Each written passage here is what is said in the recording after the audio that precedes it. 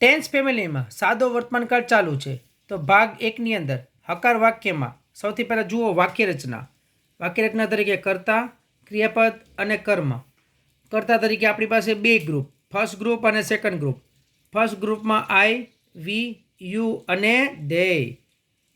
Second ગ્રુપમાં હી, C, it અને નામ.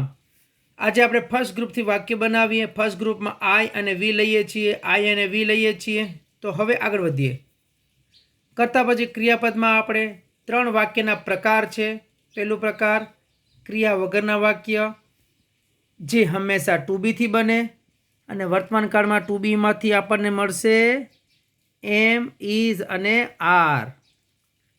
ત્યારબાદ ક્રિયાવાળા વાક્યની અંદર આપણી પાસે ટુ વાળી કોઈને કોઈ ક્રિયા હશે. માલિકી ભાવવાળા વાક્ય બને ટુ હેવથી, જેમાં અત્યારે આપણી પાસે હેવ અને હેઝમાંથી હેવ આવશે. તો ચાલો જોઈએ વાક્ય. પહેલું વાક્ય, હું દીપક છું. હું દીપક છું. છત્રીનો છ એટલે વર્તમાન કાળ. ક્રિયા વગર શું આપે છે? માહિતી. અને માહિતી આપે છે કોઈ ક્રિયા નથી, તો કર્તા તરીકે આઈ પછી આવશે એમ. તો જુઓ, હું એટલે આઈ. ગુજરાતીના છેડેથી છું માટે એમ. દીપકનું દીપક. હું બુક વાંચું છું. હું એટલે આઈ. માત્ર છું નથી, વાંચવામાંથી લીધું વાંચું છું. ક્રિયા સાથે છ. તો આ રહ્યું ક્રિયાવાળું વાક્ય. ક્રિયા તરીકે વાંચવું, અને વાંચવા માટે આપણે અત્યારે લઈશું રીડ. તો ચાલો વાક્ય બનાવીએ. હું એટલે આઈ. વાંચું છું. વાંચું છું એટલે છું માટે હવે એમ લખવાનું નથી, એટલે સીધું લખાશે રીડ, અને બુકનું બની જશે અ બુક. ત્યારબાદ મારી પાસે, પાસે, પાસે બુક છે. આ હું ના બદલે આવ્યું મારી. ઓળખ તરીકે આવે પાસે, છે શું? બુક. તો શું બતાવે છે? માલિકી ભાવ. ઓળખ તરીકેનો શબ્દ પાસે હોવું, અને તેથી પહેલા ગ્રુપમાં આવશે હેવ. તો જુઓ, મારી એટલે આઈ, પાસે છે એટલે હેવ, વસ્તુ તરીકે અ બુક. હજી એક એક્ઝામ્પલ જોઈએ. જુઓ, અમે મિત્રો છીએ.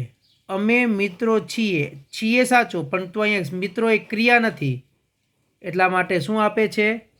માહિતી. અને માહિતી માટે હંમેશા સાદા વર્તમાન કાળમાં બહુવચનમાં આર આવે વી સાથે. જો આ રહ્યું વી. અમે એટલે વી. છીએ એટલે આર.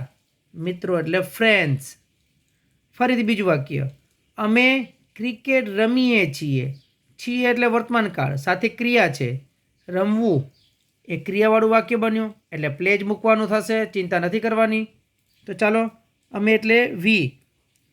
છીએ માટે આર મૂકવાનું નથી, કારણ કે ક્રિયા સાથે રમીએ છીએ. તો રમીએ માટે, છીએ માટે એક જ શબ્દ મૂકાશે પ્લે, અને ક્રિકેટનું ક્રિકેટ. ત્યારબાદ અમારી પાસે કીટ છે. અમારી પાસે, જો ઓળખ તરીકે પાસે છે, માલિકીનો ભાવ બતાવે છે પાસે હોવું, એટલા માટે હેવ જ આવશે. આ હેવ માટે શું લેશું આપણે? યસ, વી સાથે હેવ. વી સાથે હેવ. અમારી એટલે વી, પાસે છે એટલે હેવ, અને કીટનું અ કીટ. હવે બે બાકી રહ્યા વાક્ય. કયા? યુ અને ધે. યુ અને ધે. નેક્સ્ટમાં જોઈએ. તમારા તરફથી કંઈ પણ સૂચન યા કોઈ પણ સજેશન યા કોઈ પણ પ્રકારની ક્વેરી હોય જણાવજો. અને લાસ્ટ વિડીયોથી કન્ટિન્યુ કર્યું છે.